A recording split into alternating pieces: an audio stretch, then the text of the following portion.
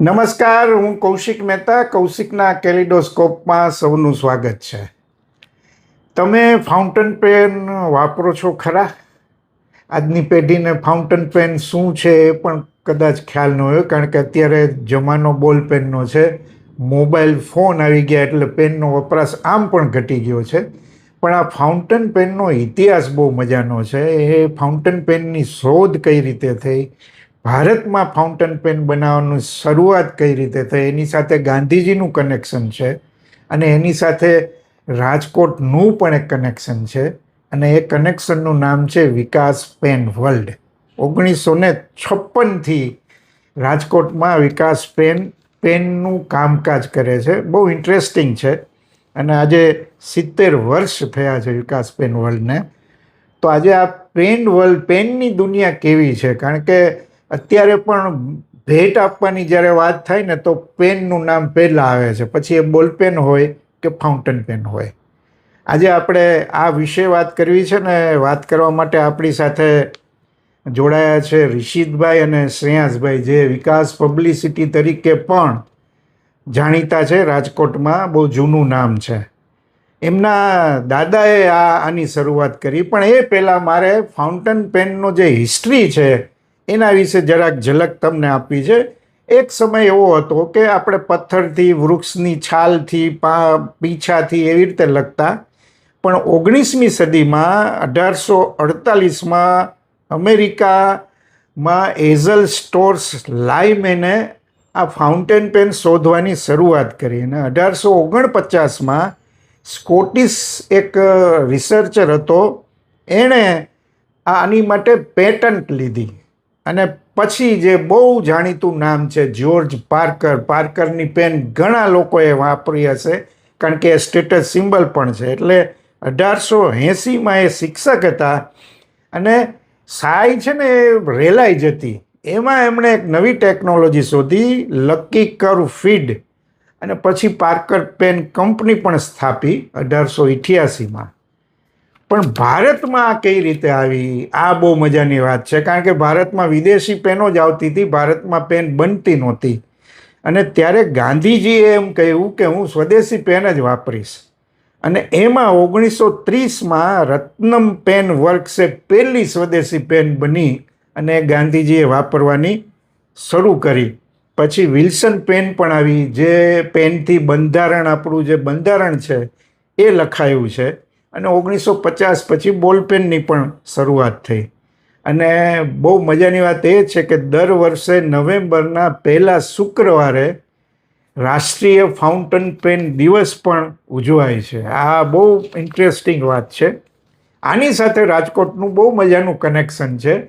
1950ના દાયકામાં રાજકોટમાં આવી બધી પેન મળવાની શરૂઆત થઈ.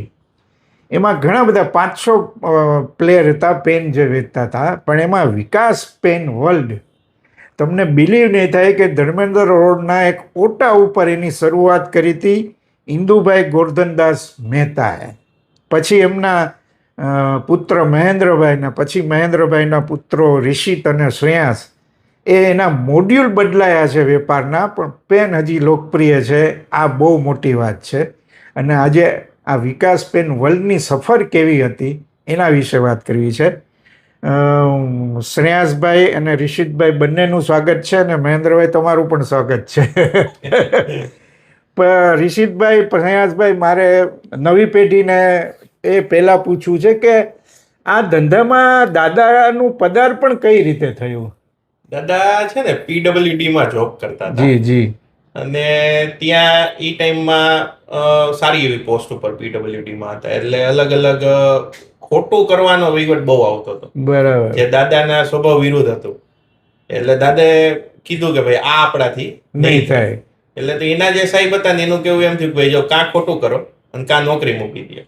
બરાબર. દાદા કે અત્યારે રાજીનામું. વાહ, ક્યાં વાત છે. એ કે નીતિ વગરનું કામ નહીં કરવાનું. જે અમને આજ દિવસ સુધી લોહીમાં અમારે આવી ગયું, નીતિ વગરનું કામ નહીં કરવાનું. અને પછી ધર્મેન્દ્ર, આખું ફેમિલી બેકગ્રાઉન્ડ એવું હતું, બધા ગવર્મેન્ટ સર્વન્ટ હતા. દાદા એક જ નોકરી મૂકી દીધી, એટલે પછી તો એને ગવર્મેન્ટમાં જવાનું હતું નહીં. ત્યાં એ ધર્મેન્દ્ર રોડ ઉપર જ, અને ત્યારે તો ધર્મેન્દ્ર રોડ નો સિતારો. બરાબર. એટલે એને જોયું કે ભાઈ આમાં અહીંયા કંઈક ચાલુ કરી, એમાં પેનનો વિચાર આવ્યો કે રોડ ઉપર બેસીને પેન વેચતા હતા. ક્યાં બાત હે. પછી ત્યાંથી એમના ફ્રેન્ડ સાથે ઓળખાણ થઈને એના ઓટા ઉપર પછી બેસીને પેન વેચવાનું ચાલુ કર્યું. ત્યાં લગભગ 40 વર્ષ ઓહો. બેઠા. Okay okay. પછી એ ટાઈમમાં વચ્ચે પપ્પા આવ્યા. પપ્પાની ઉંમર 11 વર્ષની હતી ત્યારે એ જોઈન થયા. બરાબર બરાબર. ત્યારે એ 1 રૂપિયાની 5 પેન એવી રીતે દુકાને દુકાને જઈને વેચવા જતા. ક્યાં બાત હે. વાહ. પછી પપ્પાએ 1984માં દુકાન લીધી એક, બરાબર. મોડર્ન પેન સેન્ટર નામ આપ્યું. ઓકે. અને ત્યાંથી પછી ધીમે ધીમે બધા આગળ. તો આ વિકાસ નામ ક્યાંથી આવ્યું? પછી એવું થયું 2016માં મારા કાકા જે સંભાળતા ને પેનનું, એને 2016માં લાસ્ટ સ્ટેજનું કેન્સર આવ્યું. ઓહો. એટલે ડોક્ટરે કહી દીધું કે ભાઈ હવે આમાં કાંઈ નથી. એકચ્યુઅલમાં ત્યારે અમારે તો આ લાઈનમાં આવવાનું નહોતું. આપણે તો પબ્લિસિટી, વિકાસ પબ્લિસિટીમાં હતા. બરાબર. સરસ. હું રિશિતભાઈ 2002 થી, હું 2010 થી. એકચ્યુઅલમાં એનો લગભગ 25 લાખ રૂપિયાનો માલ પડ્યો હતો પેનનો. અરે ઈ બાપરે. એવું થયું કે સ્ટોક લઈ આવ્યા અને 15-20 દિવસ થયા, ત્યાં જ એને કેન્સર ડિટેક્ટ થયું. બો. માલ બધો પડ્યો હતો, દુકાન બંધ જ હતી. પછી અચાનક વિચાર આવ્યો કે ભાઈ આ માલ તો બધો પડ્યો છે. મેં કીધું શું પડ્યું? એટલે ઈ પાછા અનમેરિડ હતા, એટલે એને કઈ આગળ પાછળ કોઈ હતું નહીં. એટલે મને કહે કે માલ તો ઈ કે આખો રૂમ ભરીને પડ્યો છે. મેં કહ્યું ઓહો. એટલે હું જોવા ગયો. મેં કીધું આનું શું કરવાનું? મને કે પૂછી જો મુંબઈ પાછો લેતા હોય ત્યાંથી લઈ. મેં ઈ લોકોને ફોન કર્યો. મેં ભાઈ માલ આટલો બધો પડ્યો છે કાકા, તું હવે કઈ નક્કી નથી. મને કે કાંઈ વાંધો નહીં, મોકલજો, જોશું એમ. ત્યાં પછી મારે રિશિતભાઈ વાત થઈ ને વિચાર આવ્યો, કીધું આપણું જૂનું છે. પછી પપ્પાએ વાત કરી કે આવું કરી તો. પપ્પા કે કરો. એ પછી ઈની માલ બધો અમે વેચ્યો. વાહ. અને આ લાઈનમાં આવ્યા. ધંધાને ચાલુ રાખ્યો. અને પછી એવું થયું કે જૂના કસ્ટમર, કેમ કે કાકાનો ફોન મારી પાસે હતો, ઈ તો બોલી નહોતા શકતા. બરાબર. એટલે એમાં જૂના કસ્ટમર ઈની આવે રિપીટ, એમાં કામ ચાલુ થયું. પછી નામમાં એવું વિચાર્યું, આપણે ત્યાં છે ને રજપૂતપરામાં પેલા માલ વેચતા. બરાબર બરાબર. ત્યાં આપણી ઓફિસ હતી 4થા માળે, વિકાસ પબ્લિસિટી. જી જી જી.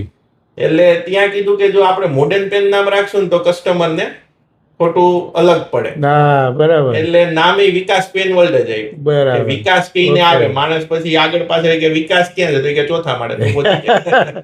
બહુ સરસ. મહેન્દ્રભાઈ, તમારી પાસેથી મારે જાણવું છે કે ઓટા ઉપર શરૂઆત થઈ ને તમે તો બહુ નાની ઉંમરમાં એની સાથે જોડાયા હતા. થોડી એ જમાનાની વાત કરો. અમારી પાસે છે ને મૂડી નહોતી. બરાબર. અને આ લાઈનમાં મૂડી જોઈએ પહેલા. એક મિનિટ હાથમાં પકડજો.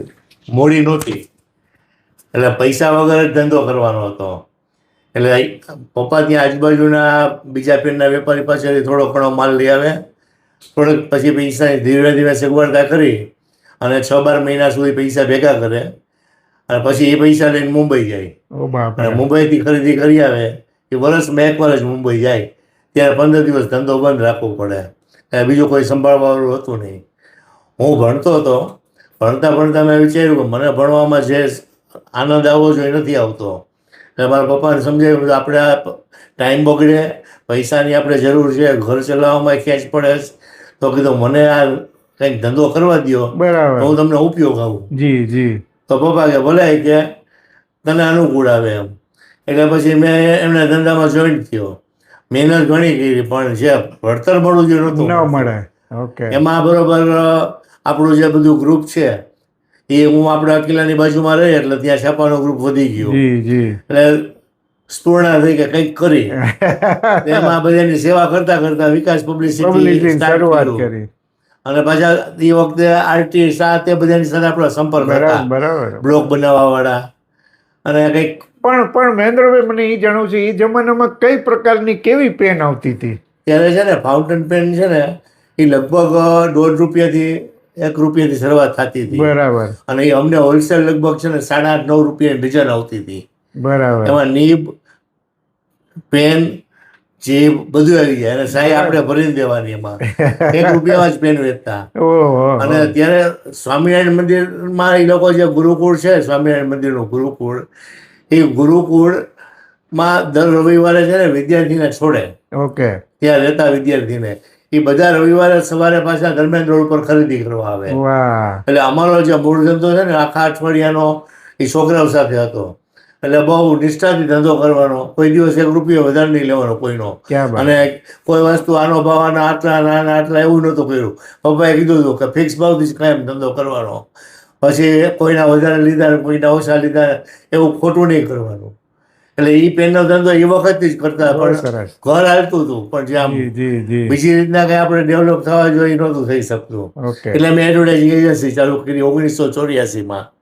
1982માં મોડર્ન પેન ચાલુ કર્યું, પણ એમાં જે મહેનત કરતા હતા એમાં પૈસા હતા નહીં, મૂડી વગર હલાવવું અઘરું પડતું. જી જી જી. બહુ સરસ. 84માં મૂડી તો જોયા જ હા. એડવર્ટાઇઝિંગમાં, પણ એમાં મારે સંબંધ કામ આવી ગયા બરાબર.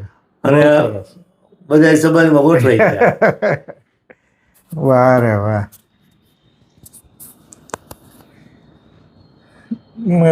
મને એ પણ જાણવું છે કે તમે કહ્યું કે બહુ બધો માલ પડ્યો હતો અને દ્વિધા હતી કે હવે આનું આગળ શું કરવું. પછી તમે બંને ભાઈઓએ નક્કી કર્યું કે આપણે આને આ વારસાને આગળ લઈ જવો છે, અને પછી તમે વિકાસ પબ્લિસિટીમાં વિકાસ નામ પણ આપ્યું.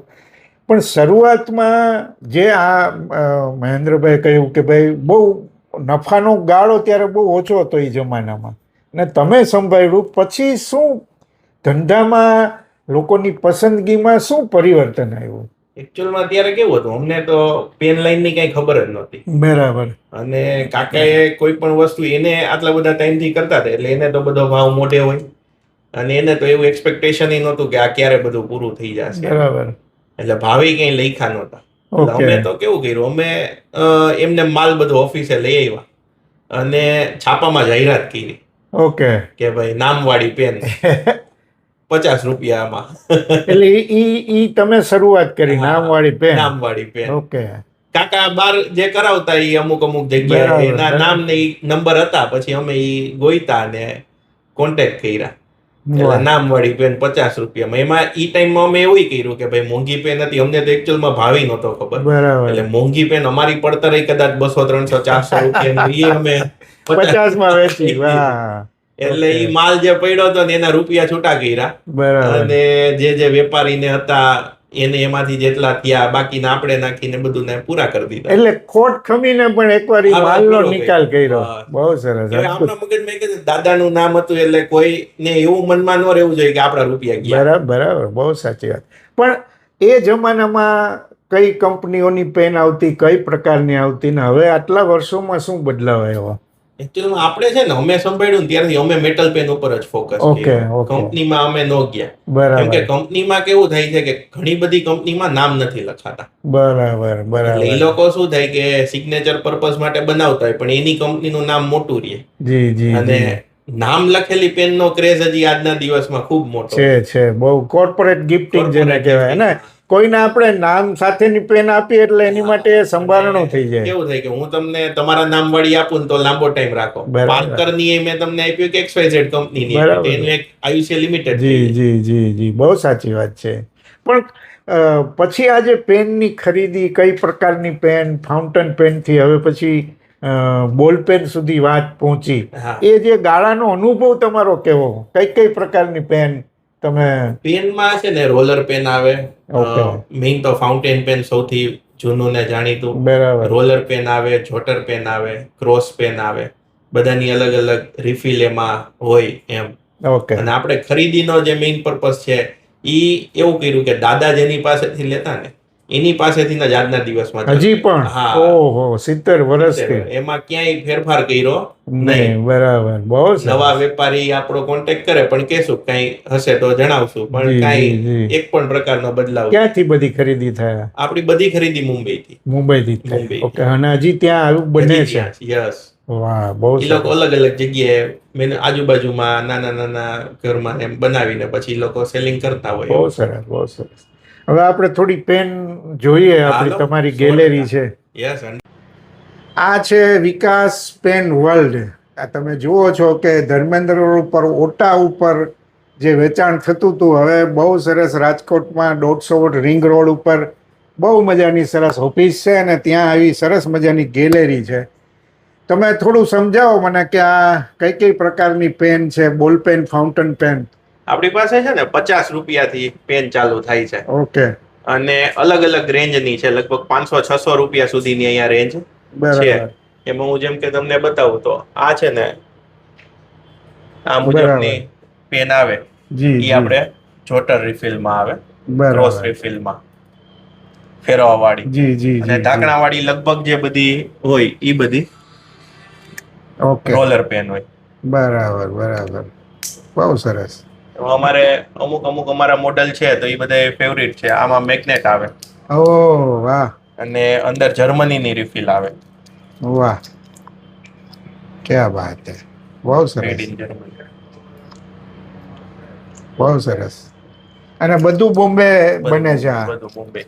વાહ. આપણે શું છે કે વચ્ચે ચાઇનાનું કર્યું હતું, પણ આપણે જોયું કે મોદી સાહેબે કીધું ત્યારથી મેક ઇન ઇન્ડિયા ઉપર મેઇન ફોકસ આપણો, જી, અને લગભગ બધી ખરીદી આપણી. અને લોકો local. હવે ફાઉન્ટેન પેન નો તો વપરાશ ઓછો બહુ બહુ ઓછો થઈ ગયો. આ ફાઉન્ટેન જી જી જી, બહુ ઓછો થઈ ગયો. બહુ ઓછો થઈ અમને ખબર છે, અમે લખતા ગયો. જયારે હા, ત્યારે આ સાઈ નો ખડીયો રાખતા, ને પછી ઘણી વાર આ નીબ ખરાબ થાય એટલે ત્યાં આવીએ કે આ નીબ બદલી ગયો. બહુ સરસ. પણ અત્યારે લોકો ખાસ કરીને ભેટ આપવામાં બહુ ઉપયોગ કરે છે, એ કઈ રીતે હોય છે? ઈ છે ને આપણે પર્સનલાઇઝ નામ વાળી પેન બનાવી હતી, જી જી, જે તે વ્યક્તિના નામ વાળી પેન બનાવી હતી ને, બરાબર એટલે બરાબર માણસની જે ડ્યુરેબિલિટી છે ને એ વધી જાય. બરાબર. આજે મેં તમને તમારા નામ વાળી પેન દીધી હોય, હા, એટલે તમે ક્યારેય તમે ફેંકો નહીં, વાપરો છેક સુધી. બસ, અને લોંગ ટર્મ એનો બરાબર. વપરાશ રહે. અને વિકાસ પેનની મજાની વાત એ છે કે રાજકોટના પૂર્વ મેયર અરવિંદભાઈ મણિયાર પણ વાપરતા, વલ્લભભાઈ પટેલ આપણા મંત્રીશ્રી હતા, ત્યાં ગાંધીનગર પણ એમની પેન જતી હતી, અને આપણા વડાપ્રધાન નરેન્દ્ર મોદી પાસે પણ પેન ગઈ છે, અને આપણા બહુ મોટા ઇન્ડસ્ટ્રીયલિસ્ટ ગૌતમ અદાણી પાસે પણ આ પેન પહોંચી છે. આ નરેન્દ્રભાઈ વાળો કિસ્સો છે ને, એ થોડો શેર કરો.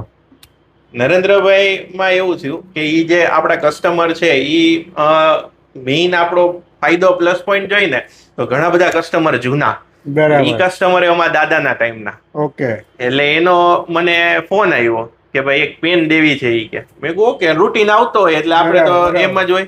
મેં કહું નામ મોકલી દો અને શું બજેટ છે એ મુજબનું હું તમને બનાવી દઉં. મને કે કાંઈ વાંધો નહીં, નામ મોકલું. પછી મેં કામમાં હતો એટલે થોડીક વાર રહીને જોયું અને એનું બજેટ જોયું. પછી હું લખવા ગયો પેનું, આ તો નરેન્દ્ર એટલે મેં એને ફોન કર્યો. મેં કીધું આ મોદી સાહેબ ના નામ નહીં કે હા એના નામ નહીં. મેં ઓકે, એટલે મેં પછી ફોટો પાડીને રાખ્યો હતો. કીધું ખ્યાલ તો આવે આપણે મોદી સાહેબ ને. બહુ સરસ. હા, ત્યાં કઈક લખ્યું પણ છે. હા, ઈ એના નામ આપણે જે લખ્યું છે ને ઈ આ નામ લખેલી પેન આપણે ત્યાં જે.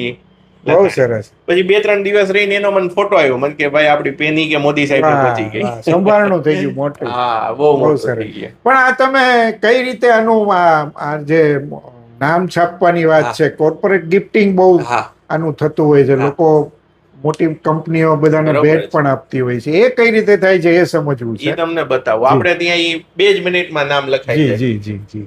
ની જે ઉપર નામ પ્રિન્ટ કરવાની વાત કરી ને, કઈ રીતે થાય છે એ આપણને બતાવે છે. જરા બહુ ઇન્ટરેસ્ટિંગ છે.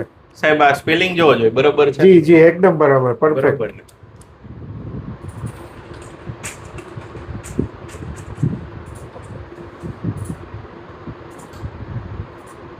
સાહેબ લગભગ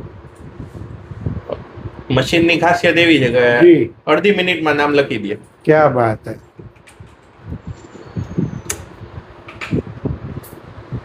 આ જો લેસર મશીન છે ને, એમાં તમારું નામ પ્રિન્ટ થતું જશે હમણાં. 2 મિનિટનું કામ છે આ.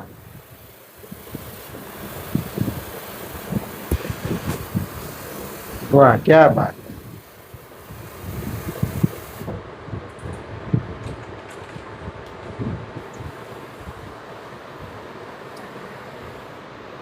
બહુ સરસ, અદભુત. સાહેબ લખાઈ ગયો. વાહ ભાઈ વાહ, ક્યા બાત હે. 22 સેકન્ડ થઈ. 22 સેકન્ડમાં મારું નામ પેનમાં લખાઈ ગયું. બાપા, વાહ, થેન્ક યુ, ખૂબ ખૂબ આભાર.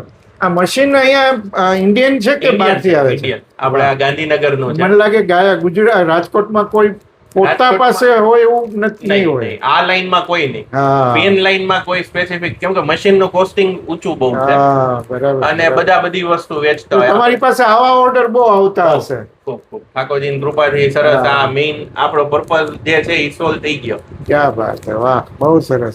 એ વર્ષે દાડે કેટલી પેન વેચાતી હશે? સાહેબ 1.5 લાખ પેન વહી જાય. અરે બાપ રે, બહુ સરસ, બહુ સરસ. અદ્ભુત છે. આ જમાનામાં, મોબાઈલના જમાનામાં હા, એક જ. લોકો હજી અને પેન ને ચાહે છે, એ ખૂબ. મજાની વાત છે. મેઇન વસ્તુ છે ને, મશીનનો સારો બેનિફિટ મળ્યો અને બરાબર. ઓન ધ સ્પોટ નામ લખાઈ જાય ને એટલે પોતાના હા. નામવાળી પેન લાંબો ટાઈમ રાખે. બરાબર, બહુ સરસ. આજે મેં તમને તમારા નામવાળી આપી, તમે કોઈને દઈ નથી દેવાના. ના ના, આ તો જિંદગી પર આપણી પાસે જ રહે.